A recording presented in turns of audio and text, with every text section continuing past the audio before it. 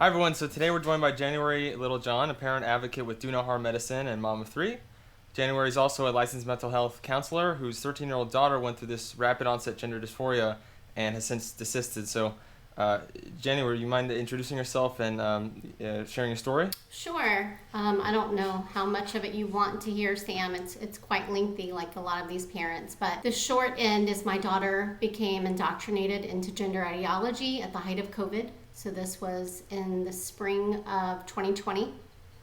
And this was shortly after three of her friends at school had started identifying as transgender. And of course, your audience knows transgender no longer has any coherent meaning. So that could mean non-binary, gender fluid, male, female. It kind of ran the gamut within her friend group.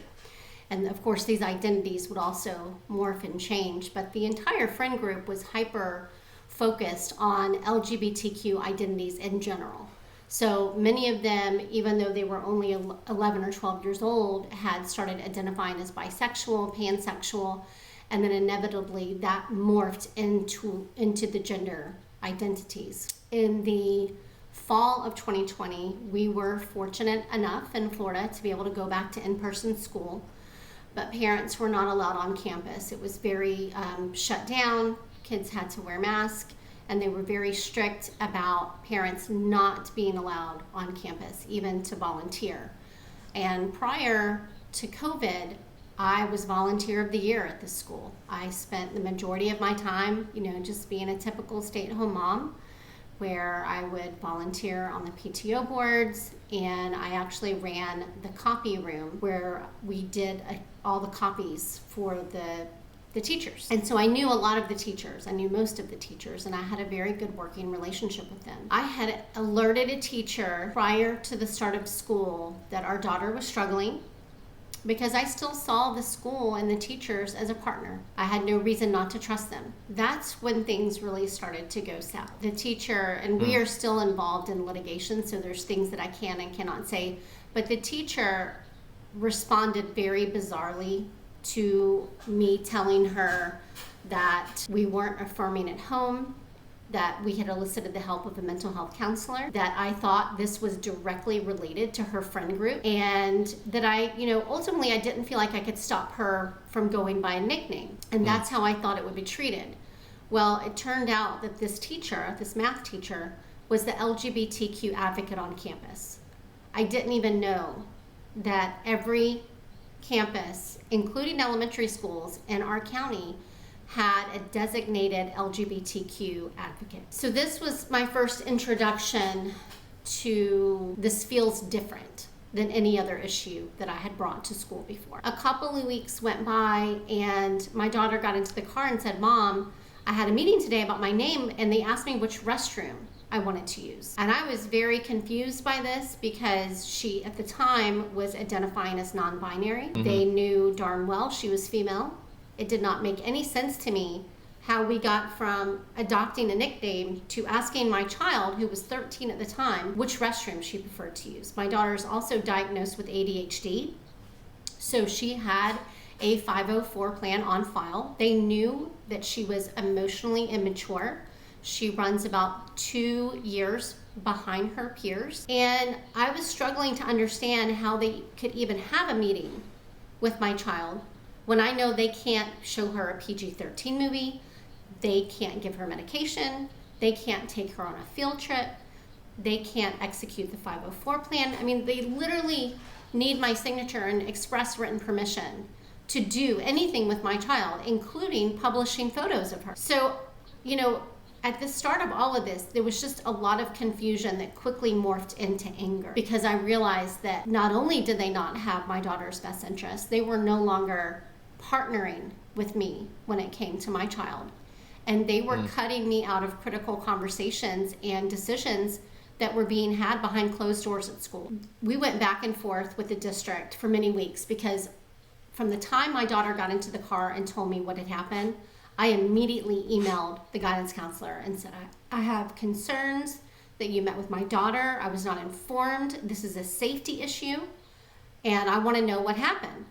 And she called me back with the assistant principal and told me I could not be given any information about the meeting they had with my child, that she was now protected by a non-discrimination law. So this went back and forth for multiple weeks because our only recourse during that time was to go to the assistant superintendent, which we did. About 5 or 6 weeks later, I don't have the exact time frame anymore because it's been so long, we were finally given an in-person meeting with the principal of the middle school. And we were shown the transgender, gender non-conforming support plan that they completed behind closed doors with our daughter, with the guidance counselor, the assistant principal, and a social worker I had never met.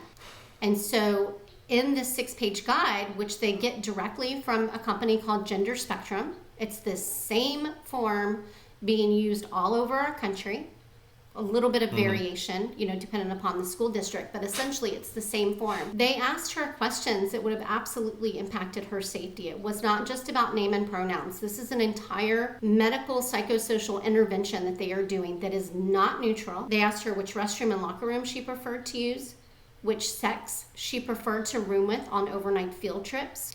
And then they asked the child, how should we refer to you when we're speaking to your parents? And that's to effectively deceive parents that this social transition has ever even happened.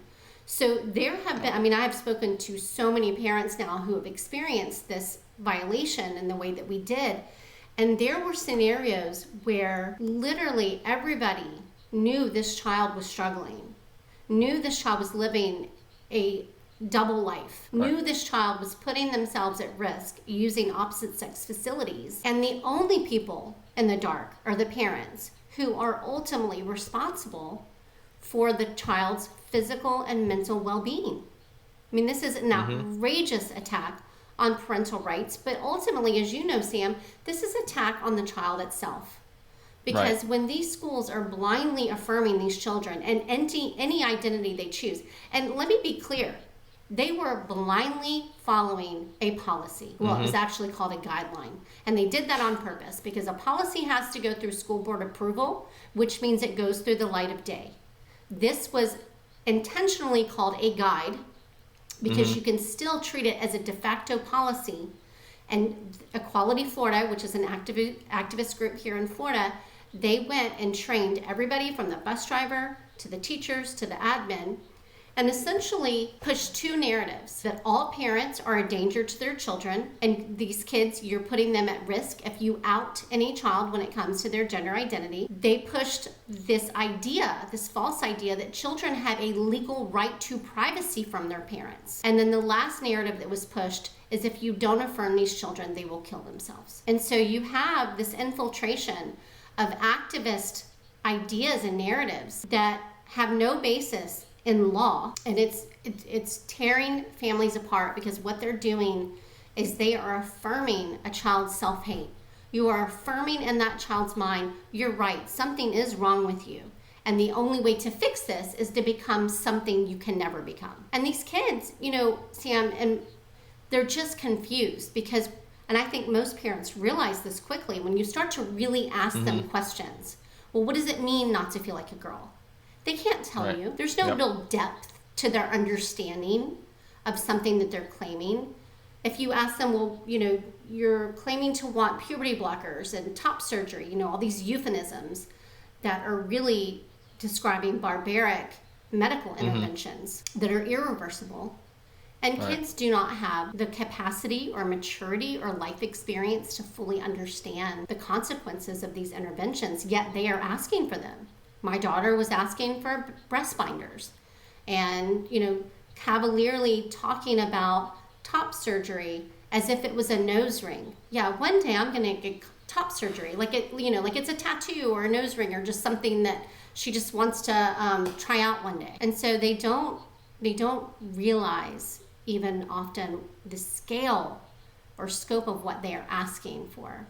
And so that was something that really struck me early on in the conversations that we were having with her. And her identity changed 4 times in the span of 2 years. These kids are confused. This is not an innate identity that is solid and does not change. That's a ridiculous concept that is being pushed on our children right now. Wow, that's a lot to unpack. Just such a crazy story, with from the school to these activists that are pushing this through. So going back, like, what exactly was, how did this start? What was the catalyst for, this identification, your daughter chose to want? So I think it's different for different children. A lot of parents were asleep at the wheel during COVID, especially. The world was completely upside down. Everybody was scared. We didn't really know what was happening. And, I guess I was asleep a little bit, but not to the extent that other parents were. I mean, my daughter did have a smartphone, which I think is a huge mistake. Huge. Children do not need smartphones.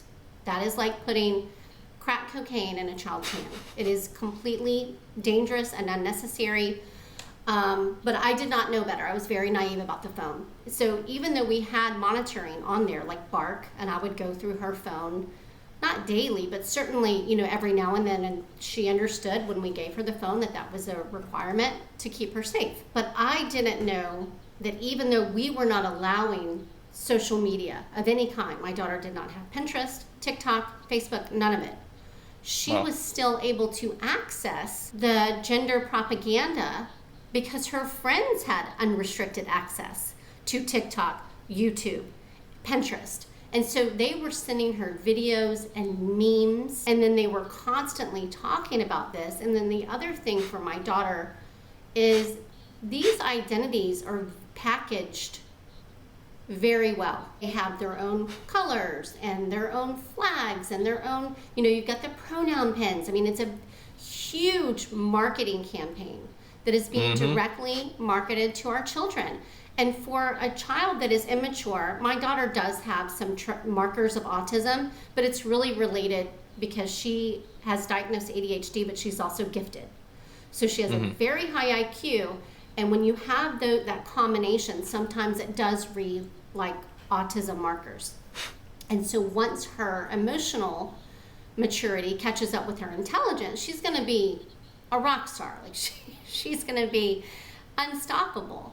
But until then, she's very prey and vulnerable because of her difficulty fitting in to any type of social contagion out there. And so for her, the lure of these colors and flags and an identity that was just there for her to take and adopt was very alluring for her because she did not have a concept of who she was, where she was going, where she fit in. And when this friend group came along, we were initially excited that she seemed to find a quirky group of kids that were similar to her. This group of friends, and again, I was very naive until I did a deep dive into all of this, but it really started with furries. They were identifying as furries. So they had the tails and the cat ears and all that. And I had no idea that there was a sexual fetish component to that. I think some of those kids did not either, but some of them absolutely did. And so that's really how it started. And that was a red flag. And then every conversation that they would have always came back to LGBTQ. Well, what's your flag? What's your this? What are your pronouns? That was the first question that they would ask someone. Wow, yeah.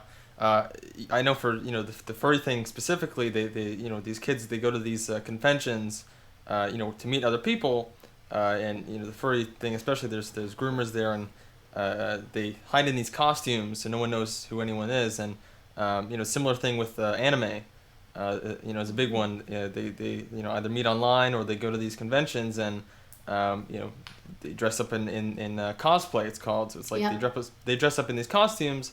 And you don't really know who anyone is other than their character, persona. You're right. And my daughter was into anime. I mentioned that she is an artist, and so DeviantArt, even though we didn't let her have an account, gender ideology is all over that site. It does not matter if your child has an account or not. They are seeing all of the identities, the pronouns, the pansexual, the transgender art that's really roped into all of that.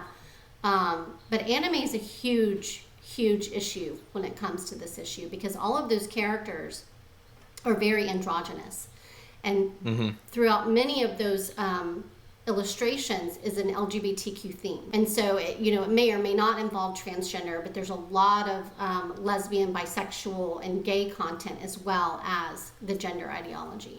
Right. Anything, at least from what I've observed, anything like artistic is sort of this gateway to, Yes. more And dangerous theater. things. It seems to Right. be a Yeah. lot of theater kids, and then of course the art, and even programs that are geared toward children, like Scratch. It's all infected. So parents need to understand that this ideology, even if you take your child and homeschool them or put them in a private school, you cannot keep your child from seeing this ideology. It is literally everywhere. I just found last week that Spotify has TikTok videos. So, something that you think is harmless where, oh, they're just listening to music, they're putting together playlists. All of these companies are interweaving video access and a social media component, even guitar tabs. I mean, it's all of it, because my daughter's also musical. So Yep. it just seems to, a lot of these kids, like Abigail Schreier talked about, they fit a certain prototype. It's not the captain of the football team or the cheerleading squad that are falling prey to this ideology. Yeah, I know. I mean, same for the Amazon app now too. When you're shopping, you can scroll and have. I mean, it's the social aspect is everywhere now. But yeah, it seems like the mold for this, or the archetype, is sort of these quirky kids that don't sort of fit in with the stereotypical feminine or masculine model, and they're being told maybe because of their comorbidities or vulnerabilities that, hey, it's not actually ADHD or autism or what have you. It's this it's gender ideology. That will solve your problems. And like for the parents that are not aware of what social transitioning is, can you explain like Oh, sure. 'cause maybe it's hard for parents to grasp sort of the intangible, right? So they're kind of used to. Well, and right. I think parents have given up their parental authority in a lot of different ways that we did not recognize. And COVID opened a lot of parents' eyes up to it, but then once the mask issue went away, they feel like, oh, it's all okay now, it's solved. It is absolutely not solved. And you have states, like I know a court just ruled that parents cannot opt out of LGBTQ curriculum in Maryland. You've got courts ruling against parental authority in this area. So a scenario would be, if your child has comorbid mental illness, whether it be self-harm or eating disorders, sexual trauma, autism, and they want to identify as a different sex at school. Even if a parent says, I don't want you to allow my child to go by a different name and pronoun, I believe that is not in their best interest, and we need to work on these other issues that I know my child is struggling with. Courts are ruling against the parents. And in fact, our own administration from the government level is mandating, they are trying to mandate that schools affirm these identities with or without parent notification and consent. And so it's really important for parents to understand that this social transition, it is not a neutral act. This really solidifies these false identities in these vulnerable children's minds. And once you put that child on this pathway, social transition is the first step toward medical transition. And it makes it a lot more difficult for the child to walk it back, because that's really hard to go to your friends and teachers, by the way, who have love bombed this child, who have given a lot of positive reinforcement for coming out as a new gender. And so now to say to them, oh, I was wrong, I'm just a girl, that's incredibly difficult, incredibly difficult. And I know for my daughter, there is no way she would have been strong enough to go to her friend group and be able to do that and walk that back. There's no way she could have done it. And she even acknowledges that. Even though she is completely free of any of the sex confusion, she acknowledges that no, that I would not have been able to do that. Right. So when parents see this, maybe they think it's just a phase, but you're describing something that's it's not just a phase. It's something much more. Well, it could be a phase, but the point is these children need a safe place where people who have a lot of power in their lives are not going to influence them one way or the other. These kids need a neutral environment where they can work this out. I tell parents, most of these kids, what they really need is the gift of time. They need time for their brains to mature, time for their bodies to go through that natural puberty, and for them not to be told that puberty is wrong. There is no such thing as going through the wrong puberty. And, it took me a long time to really fully understand this because I am clinically trained as a counselor. And so even back in the early 2000s, late 90s, when I was going through my graduate program and my licensure, I was trained in LGBTQ issues. I can tell you firsthand, my population of specialty was college students and then high school, because I worked in the addiction field. Not one child, not one college student had any type of gender dysphoria or sex confusion. The word non-binary was non-existent. Now it's everywhere. That is not a sex. And so we have this ideology that is built completely on lies that has infected our medical establishments, our med schools, our psychology programs, our psychological associations, our teacher associations. And so just because I live in an incredible state where they are standing up for parental rights and passing some incredible laws, the infection has already taken hold. And it's going to take a lot of time and education to undo this insidious ideology, which really stems from queer theory. And it's, for people to believe something so insane that sex is a spectrum, how did we get here? That is a complete lie. It is not tethered to any kind of biological reality. Yet, if you go on any college campus and ask a college student, is sex a spectrum? Can a man have a baby? I mean, that's it. The simple answer is, of course, a man cannot have a baby. Only someone with a uterus can. So, the fact that they are saying things that are completely insane with a straight face and fully believe this just shows how far this ideology has gone. Right. No, it's very it's a big issue, and so these school administrators, you mentioned the assistant principal, the guidance counselor, and this other third party. Were they acting out of this ideology, or was it simply they were just following laws? I can't speculate about what's in their heart or why they were doing what they did. What I can tell you is there was no critical thinking being applied to this. And if my daughter had gone in there and said, I am gender fluid and I want to be called Pinocchio, they would have done it. I don't know what else to say about that. I mean, literally, this is completely child-led, based on self-ID.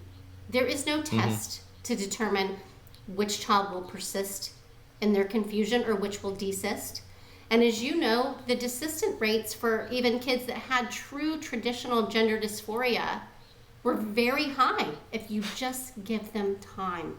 If you allow them to go through puberty, it was almost like the body's natural way of resolving this confusion and distress. Yeah, that makes sense. And so that's sort of the watchful waiting approach? Right. Gotcha. Yeah. And, so for parents that, maybe they should be concerned about this or whatnot, but maybe they live in a super conservative town. There's no way this could ever happen in their town. What would you say that to them that they believe there's no way this could happen at their school? It happens at every school. So it may not happen to their child, thankfully, but it's important for parents to know what is the school's policy. And it's going to vary by state. Like I said, here in Florida, we are much more protected today than we were 3 years ago. We have the Parent Bill of Rights, we have the Parental Rights in Education, and now we have the Department of Education that is honed in on this issue and understands the importance of parental rights and keeping gender ideology out of the schools. I mean, parents, a lot of them just want to either put their head in the sand and pretend this isn't going to impact them, or they don't believe it's happening until you show them a book like Bye Bye Binary that is clearly meant for toddlers that states in the book, when you are born, doctors made a guess as to what your gender was, and sometimes they guess wrong. Parents need to see the gender unicorn. They need to see what the kids are being taught in the GSA clubs, in the rainbow clubs. And they need to understand that this is a incredibly seductive pseudoscience when kids are being taught, and they are incredibly impressionable. We know this. I mean, this is why they believe in Santa Claus and the Tooth Fairy and all the other things that we tell them are true, which aren't.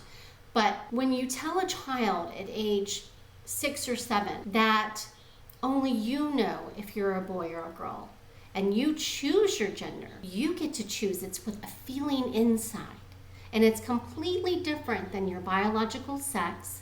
And you can choose to be a boy, a girl, neither, or both.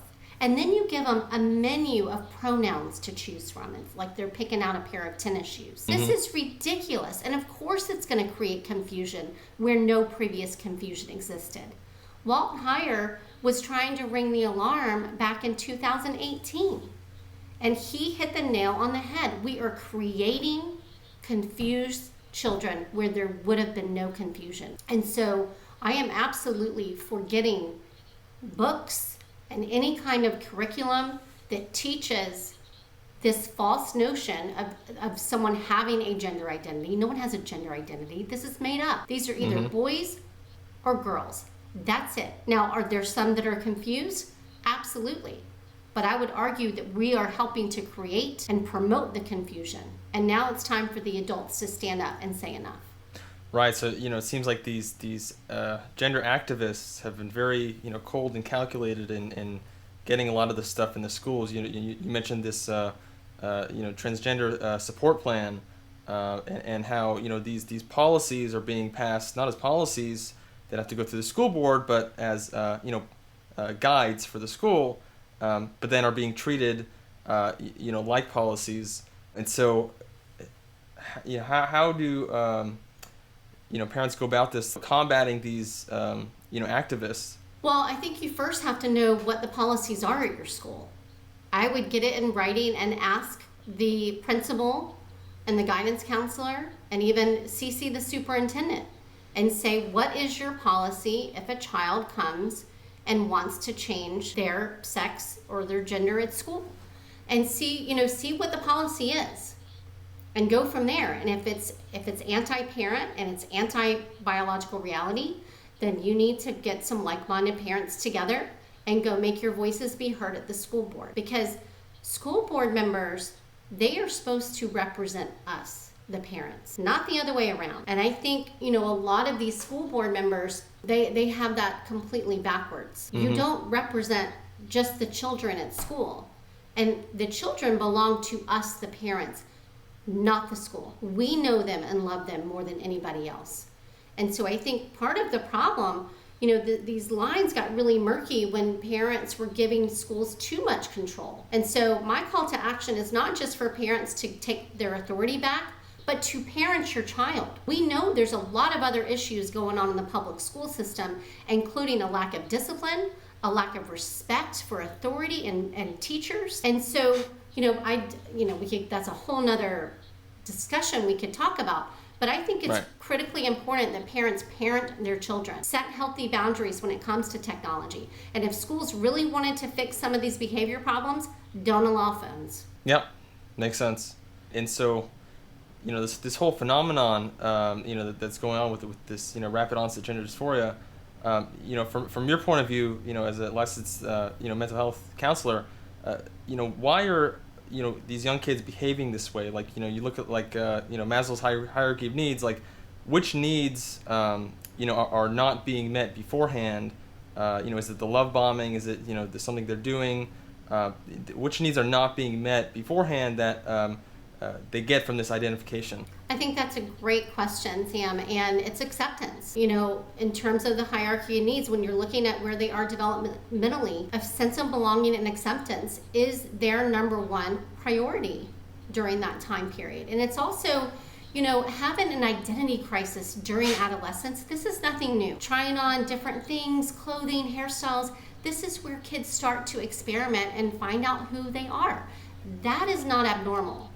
What's abnormal is when we started telling children, if you're uncomfortable with your body during puberty, which every adolescent is, that is abnormal. They have pathologized normal discomfort with developing bodies during puberty and said, well, if you're uncomfortable, it's probably because you're trans. And to act on that, to act on a feeling a child is having in irreversible medical ways, that's what's new. That is what makes this the biggest medical scandal against children we have ever seen. Children are not meant to never go through puberty. That is harmful and untold ways, and we are going to look back on this time period and what we've done to children and what we allowed people to do to children in the name of human rights. It's going to be horrific, because eventually these kids are going to grow up and their brains are going to mature. There's no coincidence that most of the detransitioners that we see are typically in their mid-20s, and it's because they get to a point of their brain maturity where they realize it was all a lie. I can never become the opposite sex. I can change my appearance. I may be even able to pass as the opposite sex, but I'm never going to be the opposite sex. Yep. And you mentioned before, like, how did you react at first? You mentioned before you were filled with anger or confusion, like, why did this happen? And what were like the first steps you took, to sort of go about this? Like, how did you establish communication? Well, what I tell parents, and this was something that I had to do, the first thing parents have to do, we limited access to the internet and the trans influencers, and I had to repair my relationship with her. That is step one. So we did, I was feeling around in the dark for a long time, because at the time when my daughter started identifying as transgender, all I could find online was to affirm, or she was going to kill herself, like the same tired lie over and over to manipulate and coerce parents into affirming their child, even if instinctively they know that this is not what's wrong with my child. I had to really pull back, because the moment I realized she was just confused and she's a victim of a really horrible, insidious ideology, then I could start to parent her. Because before, I was just coming from a place of sheer terror. I was so scared about doing the wrong thing or making a mistake, or am I going to push her further down this pathway? And then, of course, I talk to parents whose children, we always hear, oh, parents kick out their trans kids. You can make them homeless. No, every parent that has been estranged from their child, they did not kick their child out. Their child turned their back on the parent. And it is like losing a child to a sudden death. Mm-hmm. And so, of course, I was terrified.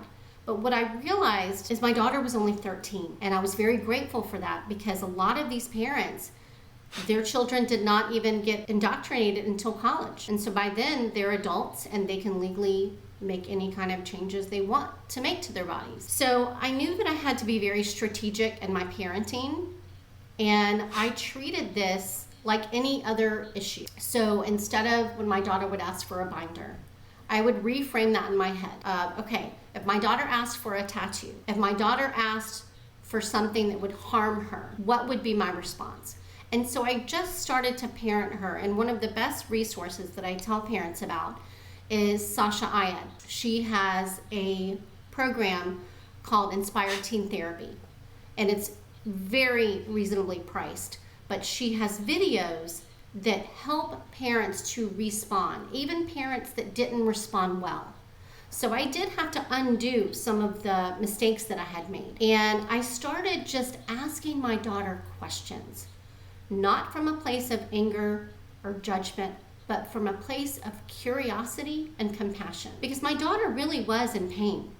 She was in emotional pain, she was confused, and she needed me and her father to help walk her through that confusion. And so that's, that was some of the first steps that we took to repair the relationship with her, and then to slowly get her some critical thinking skills. Because you have to fight the noise and the false ideas that are constantly being put in her head, like, if your parents don't affirm, they don't love you. If your mother really accepted you, she would get you a binder. So all of these, these things that are meant to drive a wedge between the parent-child relationship, parents have to fight that. Right, and so, it sounds like, creating a supportive environment, but also, repairing the relationship or building on it.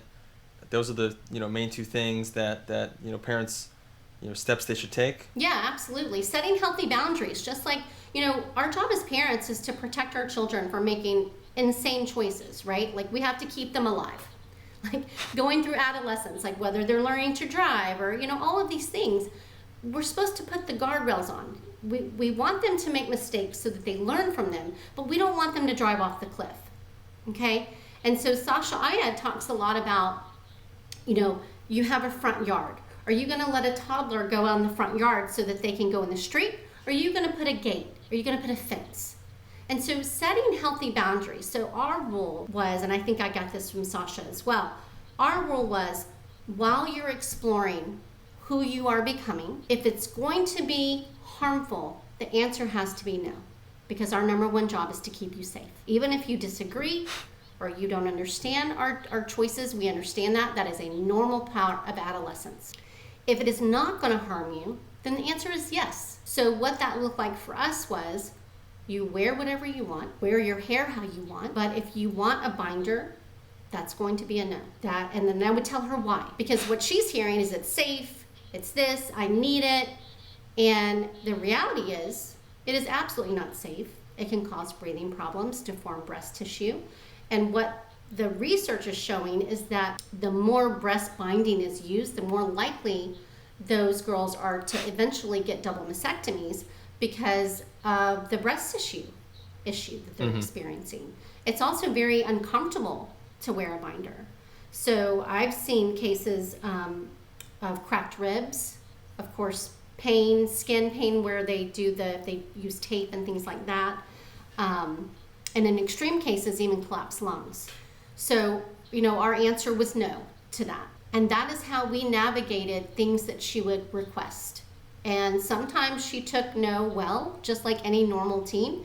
And sometimes there were tantrums. That's just part of being a parent. Right, and it sounds like parents need to get educated on this. I at least understand this ideology to be one step ahead of the child, because otherwise it's like the child is leading the parent. They're the expert, and like a lot of these ideologue parents especially, it's like they're following the child when should be reversed. Like parent is the leader for the child. Sam, that's what doctors say. You follow the child's lead. Look at any pediatric gender quack doctor. That is exactly what they say. We're going to follow the child's lead. When else do we ever follow the child's lead into irreversible medical choices? Never. That does not happen. This is completely insane. And so no child is born transgender. No child is born in the wrong body. These kids are confused. Some may actually have gender dysphoria, and many don't. And what I mean by that is, gender dysphoria is really similar to anorexia in that it's a label up here. It's the tip of the iceberg. But underneath the water, the big iceberg is all the reasons that have led to that label, to that behavior, to that distress. And I recognized through talking to other parents and even my experience with my own daughter, many of the coping mechanisms for gender dysphoria mimic anorexia. Turning the lights off when you shower, putting a cover over the mirror, showering with garments on. It's all encouraging these girls to disassociate from the body parts that they don't like. That is so incredibly unhealthy and not the message we should be sending our teen girls. Yep. No, you're right. Definitely seen similarities, and so for you, how did your background as a licensed medical or mental health counselor play a role? How did that help you? As opposed to other parents? Well, it played a huge role because clinically I knew how unethical this was. When I realized that with this issue that clinicians were only being trained to affirm whatever the client said, that's not our job. We don't do that in any other circumstance. We don't just take a client's word as a diagnosis and say, okay, you're right. There was no differential diagnosis even happening. So, for instance, when someone comes in, it's our job to do a proper assessment. And if someone comes to me with a very complicated psychiatric history, with a history of sexual trauma and self-harm and all of these other issues, but they say they're transgender, so I'm going to ignore all of those, that made zero sense to me. And the diagnostic overshadowing that happens in this scenario is completely unethical, and it's happening all the time. And in some states, it's illegal to help a client feel comfortable in his or her natal body. They consider traditional talk therapy, that is incredibly dangerous, because now you have states where parents can't even take their children to get the help that they need. And then you have, we're in a place in our country where there are two very clear paths. Are you going to be like Florida and do a systematic review of the evidence and protect children, vulnerable children, many of whom have autism, from getting sterilized based on a self-ID feeling? Or are you going to be like California, and are you going to affirm all of these children, take them from their parents that are trying to protect them from medical harm, and transition those children as a state? States are going to have to pick which path they're going to go on. Yep. And from your perspective, like for parents going through this, what's your perspective on finding a non-affirming therapist to treat this rapid onset gender dysphoria, or if they're in a state like California, is it best to just not have any therapists at all to maintain that parental authority? That's a tough question. I had to pre-screen every single person that was going to come in contact with my child. This was a radical ideology, and I realized as her parent, if I was going to give her a chance at seeing this with clear eyes and making her own choices much later as an adult, that I had to take radical steps. And so, like I said, I was blessed enough to be in Florida, so I could do the footwork of interviewing therapists to ensure, do you know what's going on? Have you heard of ROGD? Because by the summer, so she came to us in the spring, but of course this had been going on for months in her own mind, and we had no idea.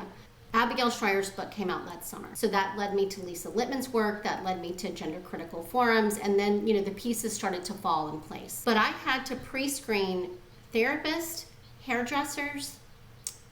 She ended up taking an art class. I had to talk to the art teacher. So literally anywhere that she was going to try things out, because this was during COVID. So of course, intuitively, I knew I needed to get her out of the house. We need to get into nature. We need to be doing things outside, but it was difficult because a lot of things were shut down. So during this time, she had joined the Boy Scouts as a girl. That was a requirement. So again, we set these healthy boundaries.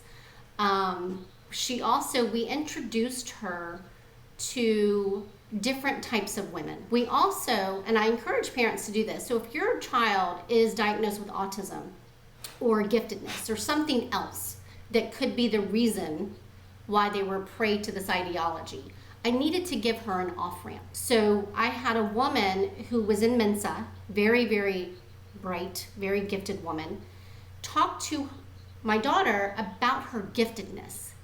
What does that look like? What does that mean? What kind of challenges did this woman experience in adolescence? Because a lot of it's very similar.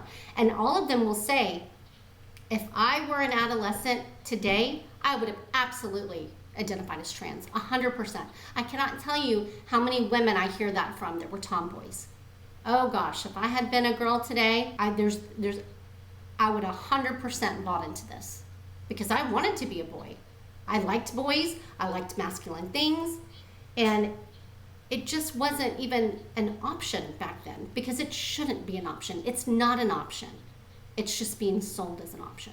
But back to your question about the therapist, it's hard. If you're in a state like California, I think there are some exceptions with Christian counselors. They may be a little bit more protected. Mm-hmm. The other thing that they may be able to do, aside from move, and I mean that, like you may have to move.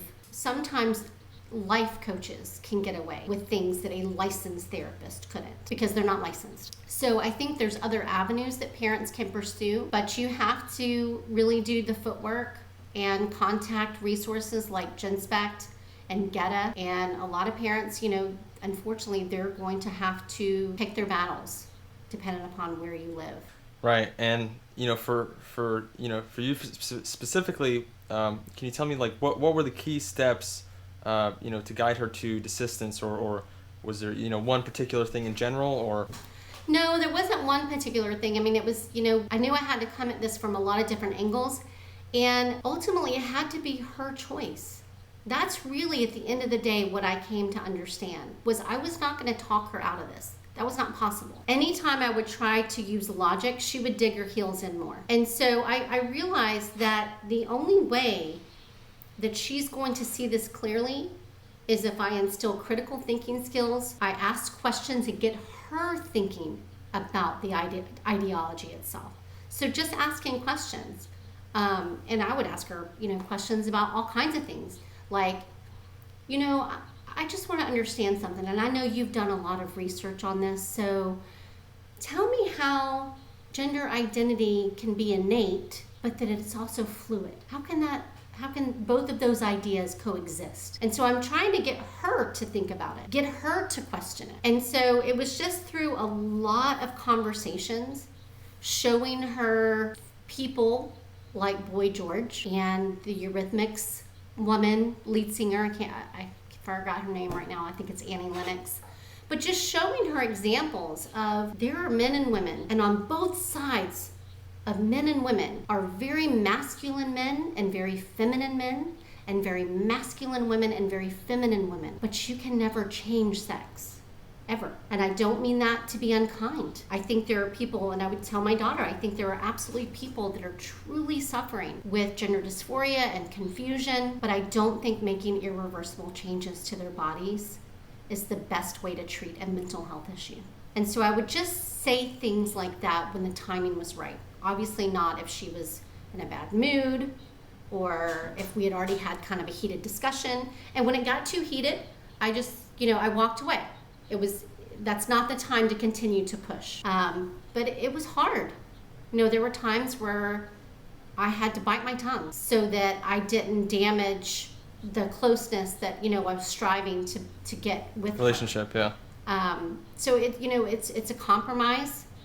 Getting them to understand brain development was really important. So getting my daughter to know that her brain, because of her ADHD, is not going to be fully developed until around 27, 28. So your dad and I do not support any changes that you want to make to your body that are irreversible until you are financially independent, out of college, we're not paying any bills, and your brain is fully developed. So if parents can get their kids to accept that, understand that, and agree to that, you've just bought yourself a lot of time. So, and again, it depends on the child. You know your child best. What worked for my child is not necessarily going to work for someone else's child. You are the one that has cared for that child and knows that child's temperament. I could tell the kind of day my daughter had by the way she walked to the car. Parents know their children. And so we have to rely on our own intuition and understanding of our child and trust that. Trust it. I avoided names and pronouns as much as possible. There were so many little things that I did during that time. We spent a lot of time outside. I kept her from those trans influencers at school as much as I could. I can't even tell you how many times she would say, oh, so-and-so wants to get together. I was like, oh, honey, we're out of town. And I would literally have to go to my husband and plan a trip. So I just, we had to keep her busy, away from those kids as much as possible, and reintroduce her to more healthy influences that weren't caught up in the ideology. But that in itself is also tough, Sam, because you don't want your kid to infect someone else. This is spread by social contagion. So you don't want your child to then adversely affect someone else. And so I talked to parents, but I think the thing that made the biggest difference with our daughter is not engaging in power struggles, giving her space and time, telling her how much we love her unconditionally over and over, and letting her know that if this is something you choose to do one day, we are going to love you no matter what. But we do not support these kind of adult, mature decisions until you are financially independent and you have the life experience to really understand and weigh the pros and cons to all of this. Yep. And, it sounds like, you can go about this by two angles. So you have the short term, when the kid comes to you and then they give this, speech that's calculated beforehand. It sounds like in the short term you want to delay as much as possible, and then also keep them busy to then change their environment and from take the bad influences to the good influences. But then in the long term, to guide towards desistance or accepting themselves, you want to build in that relationship and have that safety or acceptance that they can talk to someone, and then sort of like indirectly educate them, not head on, but like just Right. through having conversation. It's a really tough road to navigate, and it's really scary. I think our daughter not having a phone was really helpful during that time. I think that we saw her spiraling. This did not make her happier. This produced a lot more distress and anxiety because it put her at war with her body, and it's not a war that these kids can ever win. And this was incredibly hard on my middle son, because they're only 17 months apart. So they were at the same school, they had some of the same friends. It was really hard on him to watch his sister go down this destructive path. And so it's important that you take care of your other children and take care of yourself during this time. Give yourself some grace. Make sure that you're taking care, as a parent, of yourself. It's really hard on marriages. If you need to get your self-counseling, it's a really, really tough road that parents are walking their children through. And I do not wish it upon anybody. We ultimately, because we filed the lawsuit against the school district, we ended up having to pull all 3 of the kids. We knew we needed to pull our daughter. And in fact, we tried to pull her from school when this first happened. And we were turned away by 2 private schools in town. So that was devastating. So we did end up letting her finish out her 8th grade at the middle school where the violation happened, because we were going along with what the therapist was recommending. And after we were turned away from the 2 private schools, we were kind of out of options at that point during that time period. But a lot of times I have seen where parents do have to change the school environment in order to give their child a chance at coming out of this identity. Right. And what are some common traits from maybe ROGD parents that are going through this, that have successfully gotten or guided their child to desistance? Is there some sort of parenting style or something that they did that made them more successful than other parents? I think coming at it from a place of love and compassion, knowing that your child is a victim of an ideology, that your child is not trying to hurt you, not making it a power struggle, not coming from a place of anger, which, trust me, I was plenty angry. I was mostly angry, not just the ideology that I could tell was destroying my kid, but also at the time that she was wasting. And she even says that looking back.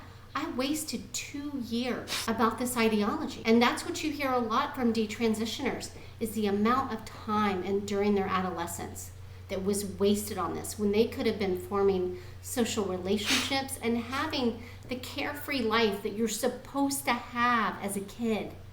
And I think a lot of these kids get emotionally stuck where they are exposed and fall into that ideology. They do not grow during that time period, especially if they're really, really entrenched. But the parenting style, I think authoritative, setting the healthy boundaries, but also being loving, doing things together, getting your child out in nature, and cutting as much of the internet as possible is really important. I have known parents that walk their children through this by keeping them in school, but the vast majority of them have had to change that environment. Right. And, it sort of sounds like, you mentioned many of these kids are gifted or have some special ability. So they have this, higher IQ, but it sounds like, during development years, their EQ hasn't, caught up. Does that sound like what's happening? Yes, especially for giftedness. Jessie Monisto with Third Factor, she's got some great content out there. I'd encourage parents of gifted children to look into that. I also, this has come up a couple of times with some parents, is that PCOS, it's a hormonal imbalance. And so one of the first things that I encourage parents to do, male or female, if your child comes to you and says that they are transgender, get their hormones checked. Just make sure there's nothing off balance, because I just spoke to a woman, actually in Canada, whose nephew identified as transgender and actually got the orchiotomy. But when they finally tested his testosterone, it was almost triple what it should have been. So he was trying to solve a different problem because he had gone down the path because his testosterone was so insanely high. He had a over sex drive. So he had got into some fetish behaviors and some other things that he was trying to solve through castration, self-castration. So if they had known about his hormone levels and could have gotten those under control, I don't know if that would have solved the transgender identification. He no longer identifies as transgender. But it certainly can't hurt to rule that out. Get their hormone levels checked, make sure, in which we did that. Our pediatrician had encouraged us to do that just to make sure. But if that's normal, then you have to, move on to the next step. Okay, if it's not hormonal, there's nothing physically going on, then we need to treat what's going on in their minds. Right, so sort of like process of elimination, see what's going on. Exactly. And what would you say to the parents who maybe their kids are they're 18 or over, or they're already on these puberty blockers and hormones. What are some health issues associated with that, and what steps can they take? That is so incredibly difficult. Before I move on to that, I do want to make sure parents know to never ever take their child to a pediatric gender clinic. They will only affirm. Do not do that. Not ever. Do not take them to an endocrinologist unless you're just having their hormone levels checked. And do not, under any circumstances, leave your child in the room with a doctor alone. I don't care if they ask you to leave. The answer is no. I have seen that time and again where parents are asked to leave and they trust doctors because we are conditioned to trust them as experts. This is an area where ideology has captured doctors and they are profiting off of confusing children. Parents of adult children, that's a whole nother ballgame. And the best advice I can give is to keep the line of communication open, because if they see you as the bigoted parent that doesn't accept them, there's game over. You can't even attempt to give them information or affect any kind of change. And Gender A Wider Lens has a few episodes on this, on supporting and walking side alongside adult children that are medicalized. And I think that all parents, and this is something I had to do as well, you have to come to a place at the end of the day where you acknowledge and accept that ultimately this is your child's decision. I knew at the end of the day, if my daughter chose to medically transition or do something that I thought was really going to be harmful to her, I would have known I did everything possible. So that's how I could sleep at night. There's only so much control we really have once our children turn 18. Because you know as well as I do how easy it is to access these drugs in Planned Parenthood and Plume and normal doctor's offices. They're handing them out as if they're birth control. I would encourage anybody that has an adult child to do the same types of things that we did even when our child was younger. Love on them, spend time with them, encourage them to do research on all sides, and make it known that, nothing that you ever do will ever change that I love you. I may not agree with the choices you're making. I may see this very differently, but you can come from a place of love and compassion without affirming. That is possible to do. It is not easy to navigate, but it is absolutely possible. Right, and so what are some health impacts associated with taking these hormones and whatnot? Because I've heard from the gender activists that everything's all reversible, right? No.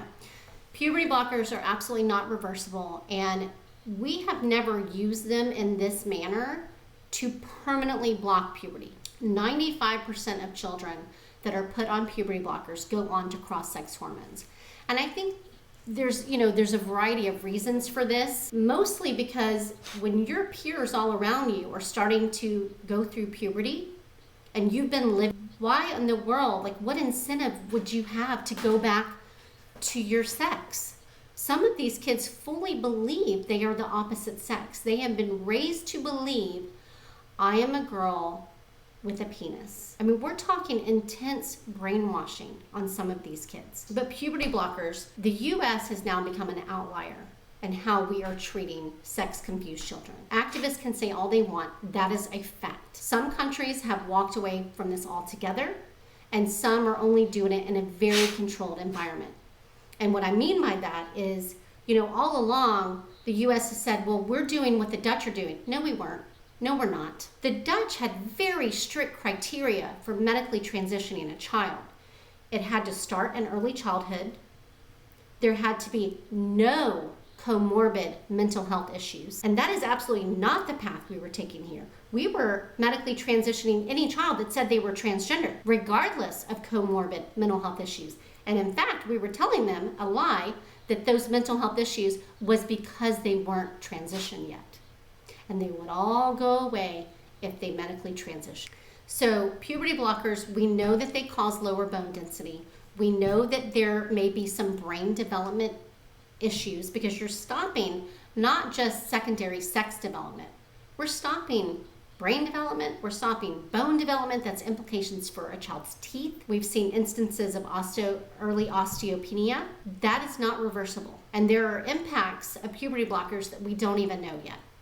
I've heard of chronic pain issues. The FDA just put a warning within the last couple of years about brain swelling and vision loss. So I think if parents really understood, and that's the real scandal here, is parents that are going to these doctors to get their children help because they're scared, they're confused, and they don't know what to do. They're not being told about watchful waiting. They're not being told about desistance rates. They're being told, affirm your child, medically transition them, and it's really safe. And if you don't do this, your child will kill themselves. That's not a choice. Because if a parent was given the proper information, what parent would choose this for their child? What parent would choose to sterilize their child before they are cognitively mature enough to consent to this? I don't know any sane parent that would do that. Estrogen on the male brain is like poison. They cause all kinds of cardiovascular issues, increase risk of stroke. On a woman's body, testosterone causes serious harm to her sex organs. It's almost like they start to deteriorate. And there have been instances where the vaginal wall gets so thin that it tears during normal intercourse. Unfortunately, every person that is trans-identified that is taking HRT, whether they're male or female, are going to experience consequences eventually. And it's going to vary from person to person because our bodies are different. And it's just a matter of time. So, you can go look online. There's certainly more negative health consequences of this, but some of which we don't even know. But we do know sterilization is absolutely a risk factor, which is why they tell you to harvest your sperm or eggs if you ever want to have children. Women get male pattern baldness. It's almost like we get the worst parts of being male if we try to be male. Like, yeah, you can grow a beard, but you may lose all your hair. And it's so bad on the sex organs that eventually a hysterectomy is medically necessary oftentimes. And I know it also can lead to certain types of cancer in both males and females. Big problem. And it's never actually going to change this person's sex. So it all circles back to that lie. All circles back to that lie. Humans cannot change their sex. Sex is binary. So, we really need to stand up against all these activist slogans. Sex is a spectrum. Trans women are women. No, they're not. And I don't mean that to be unkind. That is not true. People have to say the truth, regardless of the consequences. Yep. And final question. I noticed you have this on Twitter. You have this thread that's you're holding up the sign. Detransitioner Awareness. What impact does that have, and what's your biggest motivation for doing that? So it started out on Detrans Awareness Day, and in fact, before I went public with, way before I went public with our story, I never intended to go public with our story. If we hadn't filed the lawsuit, I'm not sure I ever would have. That was never my intention.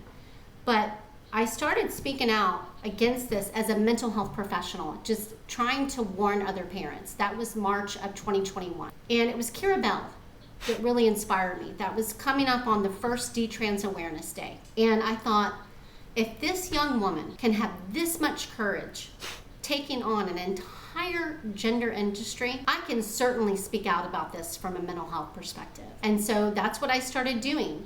And then this past Detransitioner Awareness Day, our duty was working very hard. Aaron Friday and all those amazing folks.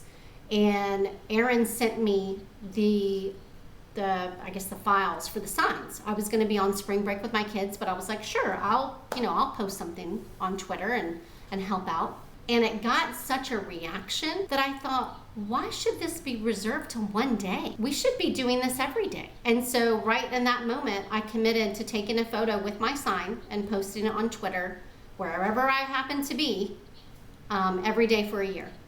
So that is my commitment. Now my kids, it's kind of funny because, it'll be 8 o'clock at night. And I'm like, oh my gosh, I forgot to take my photo. So we'll run outside or we'll be out in public somewhere and they're like, now Mom, I'm like, yeah, this is a great place to do it. So it's just, now it's kind of funny that Mom has to get her picture with the sign every day. Some places are a little bit safer to do that than others. Most people don't realize Tallahassee is a very, very liberal community. And so this has been a tough road to navigate in this town in particular. But a lot more people support me than not.